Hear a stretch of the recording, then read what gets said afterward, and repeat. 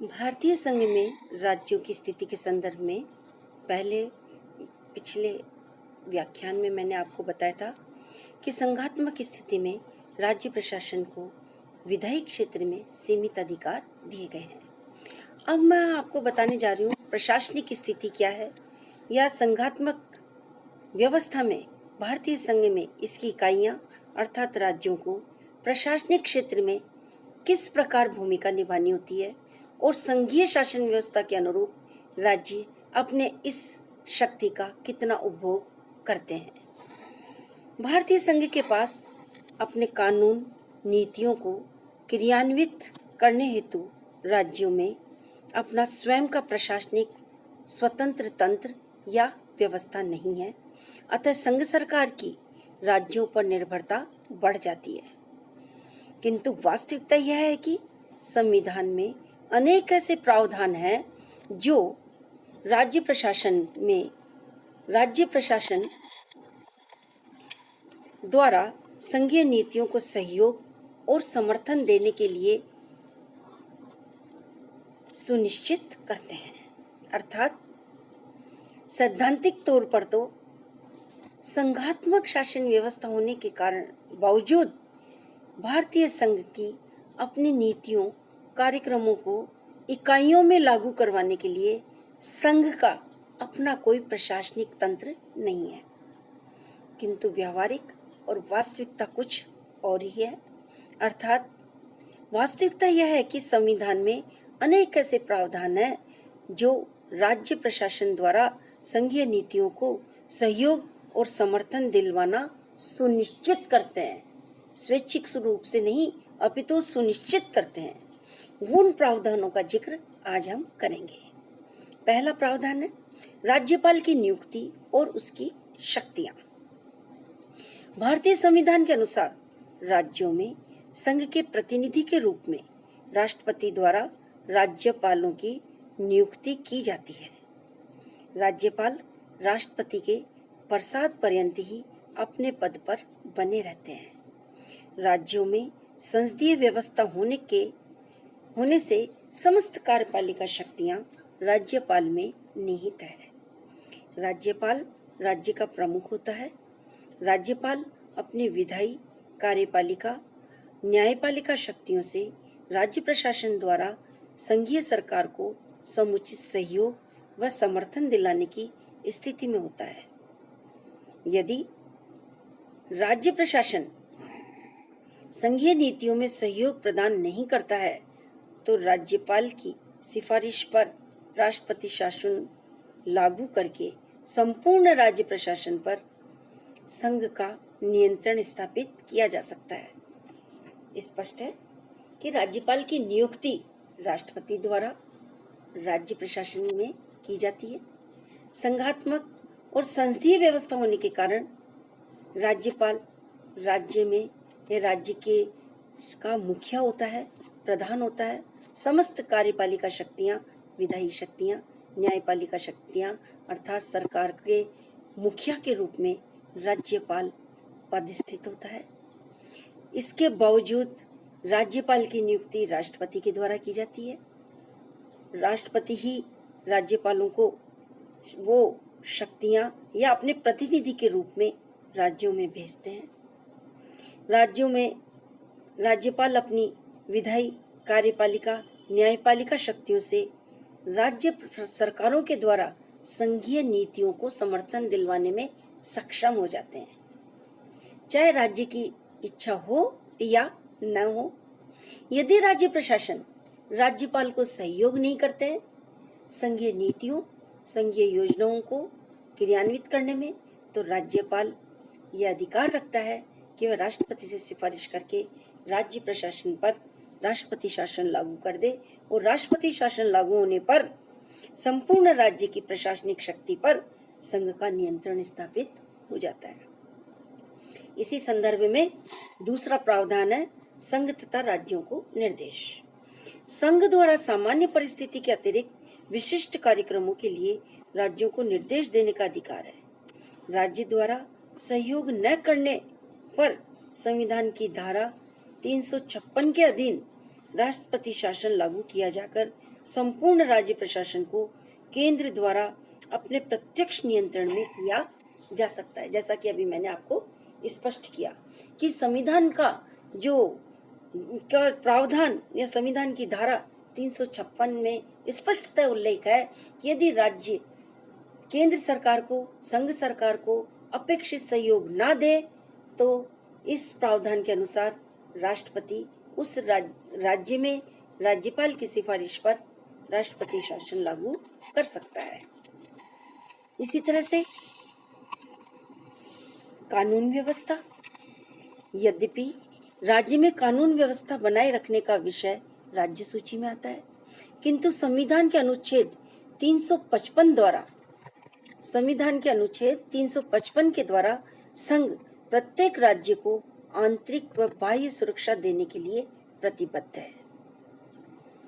इस हेतु आवश्यकता होने पर संघ द्वारा राज्य के शासन में दखल दी जा सकती है, चाहे राज्य की ऐसी इच्छा हो अथवा नहीं हो।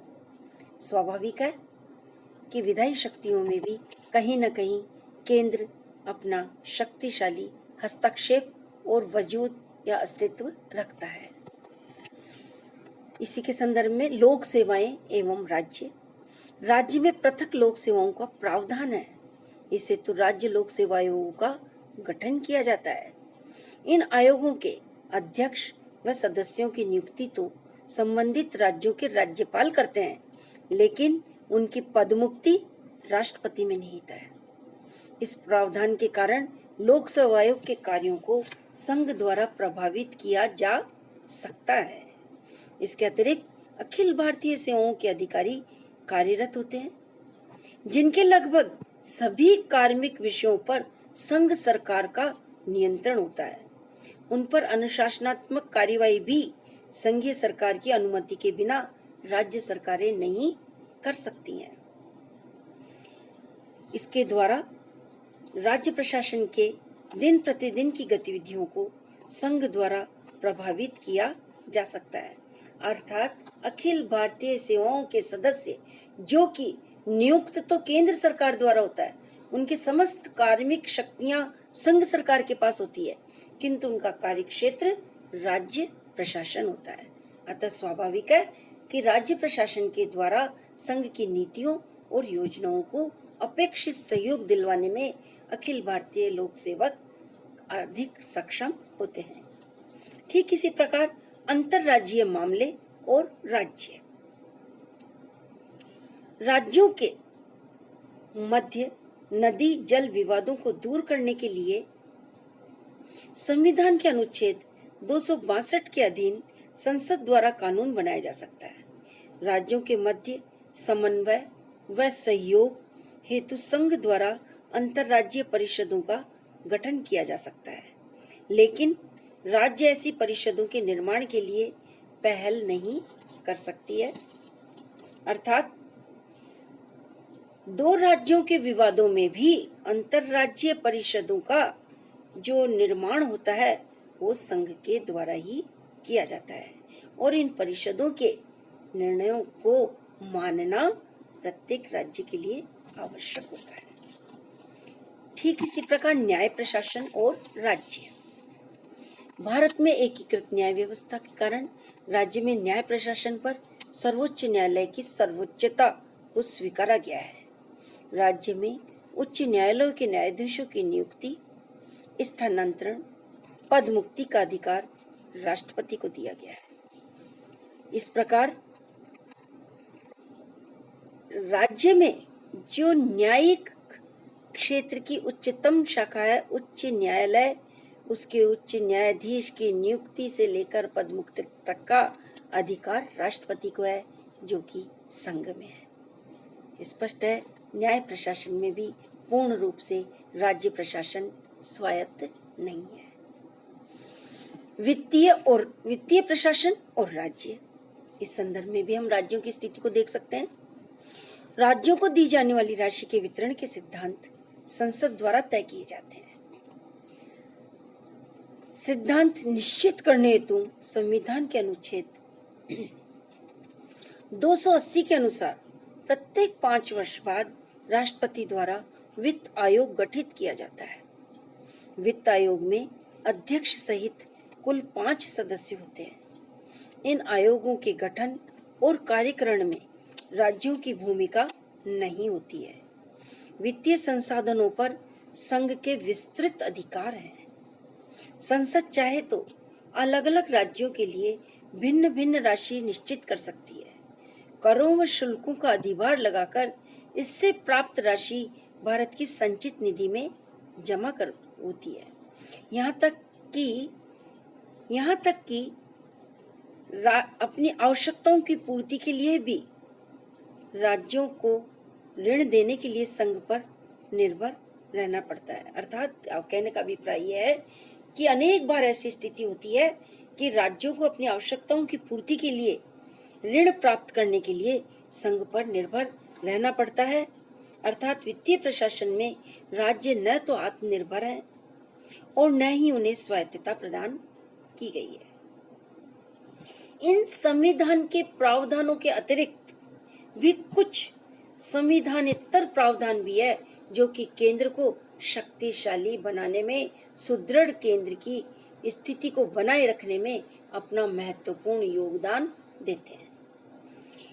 इन संविधानेतर तत्व राज्य प्रशासन के अंतर्गत पहला आता है आर्थिक नियोजन। आर्थिक नियोजन हेतु योजना आयोग अर्थात नीति आयोग का गठन संघीय सरकार द्वारा किया जाता है, जो कि संविधानेतर निकाय है, जिसका अध्यक्ष स्वयं प्रधानमंत्री होता है। नियोजन व्यवस्था अत्यधिक केंद्रीयकरण को बढ़ावा देती है। आर्थिक योजनाओं के निर्माण में राज्यों की भागीदारी को सुनिश्चित करने के लिए राष्ट्रीय विकास परिषद का गठन किया जाता है। यह भी एक संवैधानिक संस्था है।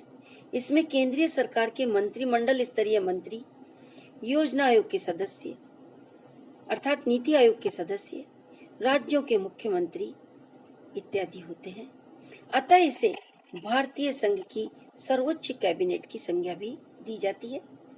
किंतु जिस राष्ट्रीय विकास परिषद में नीति आयोग के सदस्य संघ के कैबिनेट स्तर के मंत्री बैठे हुए हों, उनमें राज्यों के मुख्यमंत्री का अस्तित्व और उनकी इच्छा कितनी चलेगी, कितना महत्व रखेगी, यह स्वतः सिद्ध हो जाता है। अर्थात समस्त आर्थिक योजनाएं केंद्रोन्मुख, संघोन्मुखी रहती है। इसी प्रकार राजनीतिक दल व्यवस्था भी एक महत्वपूर्ण तत्व है। संघीय व्यवस्था में संघ व राज्य दोनों में यदि एक ही राजनीतिक दल की सरकार हो तो अप्रत्यक्ष रूप से राज्यों के अधिकांश विषयों पर केंद्र का आधिपत्य स्थापित हो जाता है और राज्य प्रशासन केंद्रीय प्रभावीपन से ग्रसित हो जाता है। यद्यपि इसके अनेक लाभ भी हैं कि यदि केंद्र और राज्य में एक ही राजनीतिक दल की सरकारें हैं तो उस राज्य प्रशासन को कुछ विशेषाधिकार या वित्तीय सुविधाएं या वित्तीय राशि अपेक्षाकृत अधिक प्राप्त हो जाती है, ताकि राज्य में विकास अच्छे से अपेक्षाकृत अधिक सुगम तरीके से हो जाता है। जहाँ एक और लाभ है तो दूसरी ओर यह है कि राज्य प्रशासन में और केंद्र शासन में संघ में एक ही राजनीतिक दल की सरकार है तो राज्य प्रशासन पूर्ण रूपेण केंद्र के इशारों पर संचालित होता है। तो सारांश में हम कह सकते हैं कि भारतीय संविधान में संघात्मक व्यवस्था के अंतर्गत राज्यों की स्थिति, राज्य प्रशासन किस संदर्भ में कार्य करता है, इसका एक परिचय हमने आपको समझाया और इसके अंतर्गत बताया कि राज्य स्वायत्त भी हैं लेकिन सीमित रूप में।